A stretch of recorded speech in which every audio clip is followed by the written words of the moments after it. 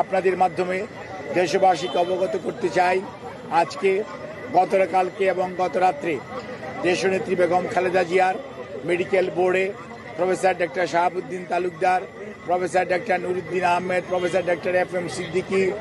professor doctor AQM Mohsin, professor doctor Shamsul Arefin এবং professor doctor Ziaul Haque, professor doctor Jafar Iqbal, professor doctor Abu Jafar Mohammad Saleh এবং professor doctor brigadier Mohammad Saiful Islam সহ দেশের বাইরে থেকে professor doctor Richard Bell and professor doctor Shakil Farid সহ এবং professor doctor Galstone, professor Patrick Kennedy, professor Jennifer cross, they are all from UK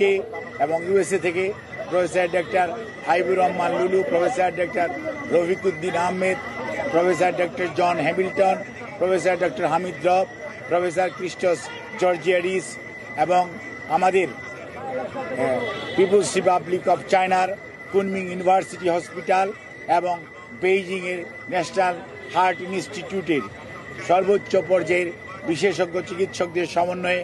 গঠিত medical বোর্ডের সর্বসম্মত সিদ্ধান্ত মোতাবেক এবং